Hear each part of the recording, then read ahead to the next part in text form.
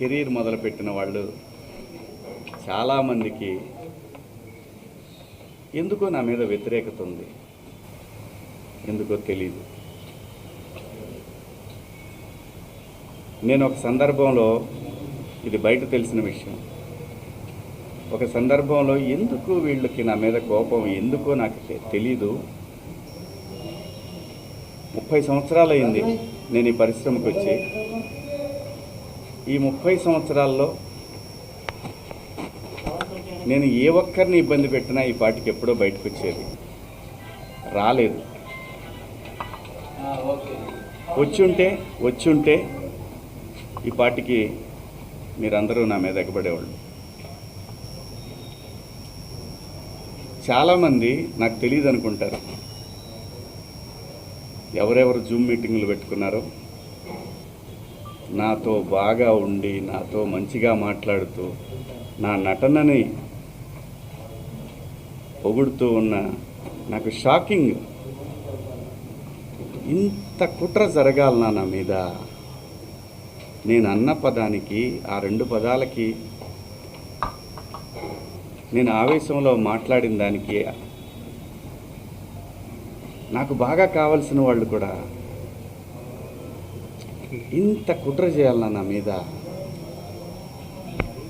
నేను మేడం గారు, ఆవిడ, ఇది ఒక ప్రభుత్వం యొక్క సంస్థ. వ్యవస్థలను గౌరవించకపోతే సమాజం తప్పుడు దారిలో పడుతుంది, అన్రెస్ట్ ఏర్పడుతుంది.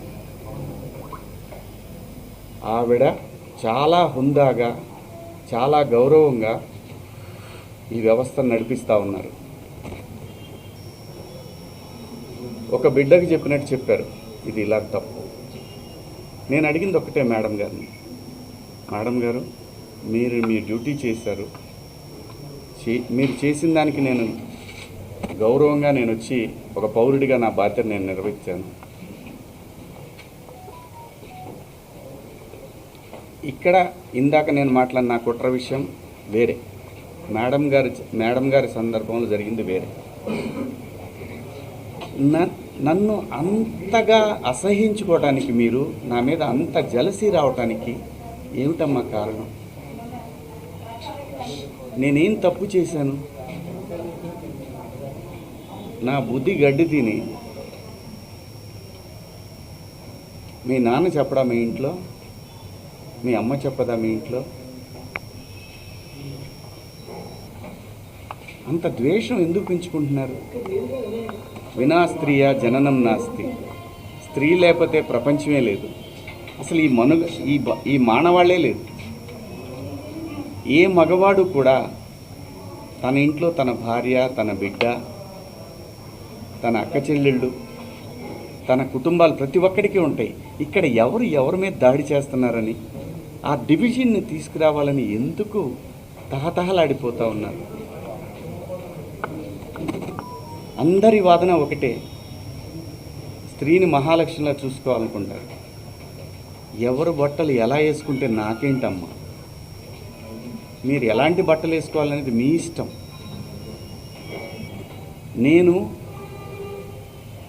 ఒక తండ్రిలాగా, నా దగ్గర హీరోయిన్లు అందరూ కూడా నాకు తండ్రిలాగా నేను పాత్రలు చేస్తున్నాను కాబట్టి నా బిడ్డలకు చెప్పినట్టు చెప్పానే కానీ ఇంతకుముందు ఎప్పుడు ఎవరు ఏమీ అనలేదమ్మా. వాళ్ళ మీద మీరు ఇలాగే కంప్లైంట్లు ఇచ్చారా? జూమ్ మీటింగులు పెట్టుకొని మీలో మీరే? ఏమ్మా, పేర్లు పెట్టి అనగలను నేను, కానీ మీరు ఇబ్బంది పడకూడదు. ఇంత కుట్ర చేయాలా నా మీదన? శివాజీ అనేవాడు సినిమా పబ్లిసిటీ కోసం అంత చిల్లరగా దిగజారుతాడా శివాజీ? నాకు అలాంటి డబ్బు పిచ్చి, ఫేమ్ పిచ్చే ఉంటే రాజకీయాల్లో నేను ఎక్కడో ఉండేవాడిని. ఒక సినిమా కోసం అంత దిగజారే మనిషి అయితే 13 సంవత్సరాల పాటు సినిమాకి దూరంగా జనం కోసం నిలబడేవాడినా. నాకు అనుకూలంగా ఉన్న గవర్నమెంట్లు వచ్చినా కూడా నేను ఏ రోజు పోయి ఒక పదవి అడగల. అది తెలంగాణలో అయినా ఆంధ్రాలో అయినా ఎక్కడైనా ప్రజల గురించి మాట్లాడాలనుకున్నాను తప్ప ఎవరు కుట్ర చేశారు, ఏం చేశారు, ఎలా చేశారు అనేది ఎప్పుడైనా ఊరికే మాట్లాడితే సరిపోదు. ఆధారాలు తీసుకుందాం, వాటికి సంబంధించి నేను మాట్లాడతాను. ధైర్యం ఉంటే నేను తప్పు చేశాను, శివాజీ దుర్మార్గుడు అని మీరు ప్రూవ్ చేయాలనుకుంటే మీకు వ్యవస్థలన్నీ తలుపులు తెరిచి ఉన్నాయి, రండి.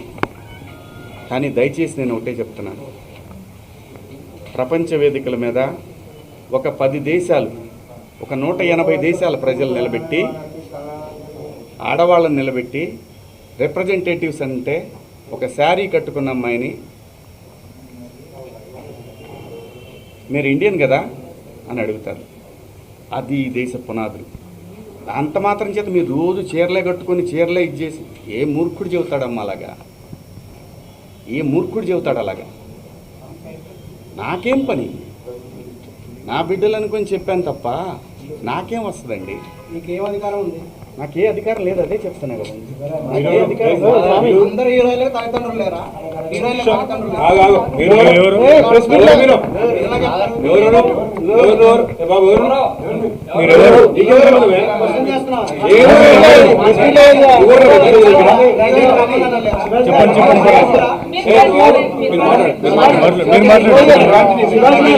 ఈ ప్రపంచంలో అత్యద్భుతంగా ముందుకు వెళుతున్న ఏకైక వ్యవస్థ భారతదేశం.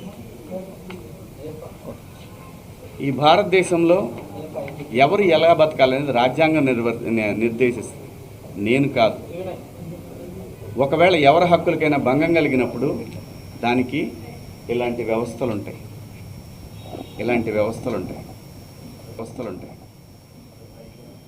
సో నాకు అర్థమైంది ఏంటంటే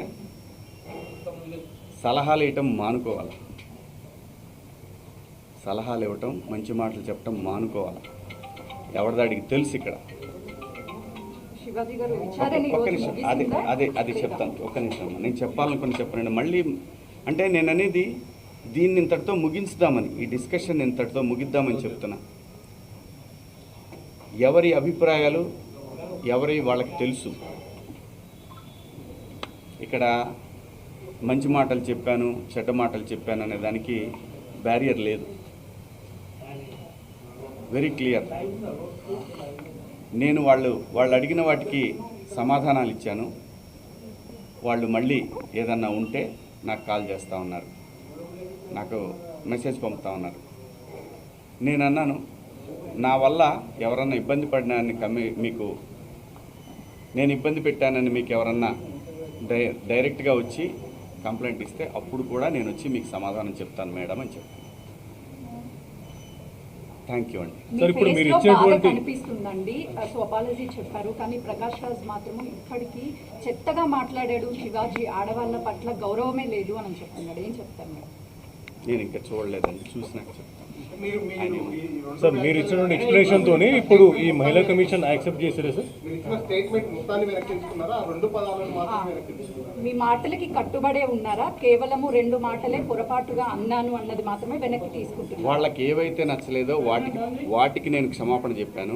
నేను ఇచ్చిన స్టేట్మెంట్ అలాగే ఉంది కదా, దాన్ని నేను వెనక్కి తీసుకున్నది ఆగుతుందా? కాదు కదా. నేను మంచి చెప్పటం తప్పు అనేది నాకు అర్థమైంది.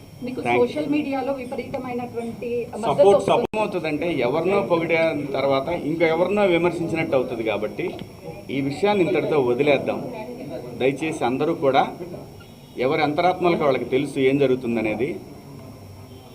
అందరి అభిప్రాయాలను గౌరవిద్దాం. ఫైనల్లీ సోషల్ మీడియాలో మద్దతు కాబట్టి ఇక మీద నుంచి కూడా అవేర్నెస్ కల్పిస్తూనే ఉంటారా? ఈ లైన్ స్టాండ్ ఒకటి కేవలం ఒకరిద్దరు మాత్రమే వ్యతిరేకించారు, బయట సామాన్య ప్రజలందరూ కూడా మీ వెంబడి మద్దతు ఇస్తున్నారు. సో దీనికి మీరేమంటారు? నేను అవకాశం ఇచ్చానండి, కొంతమందికి మాట్లాడే అవకాశం ఇచ్చాను. నాకు అర్థమైంది ఏంటంటే నువ్వెంత నీ బతుకెంత అంటున్నారు, వాళ్ళని గౌరవిస్తారు. అంటే ఇప్పుడు మీరు చెప్పిన దాంట్లో కూడా నా మీద అంత నా వెనకాలే ఉండి నా మీద కుట్ర చేశారన్నారు కదా వీళ్ళందరికీ. అదేదే నేను అనేది. నేను ఎవరికి భయపడను. అంటే మీకు బాధగా అనిపిస్తుందా? నేను నేను బతుకు తెరువుకి వచ్చేవాడిని, ఇక్కడ కాకపోతే కష్టపడేవాడిని, ఇంకో చోట పోయి బతుకుతా. అంతేగాని ఆత్మాభిమానం చంపుకొని ఎవడికో భయపడి, ఎవడో బెదిరిస్తే, ఎవడో వార్నింగ్లు ఇస్తే భయపడే రకాన్ని కాదు.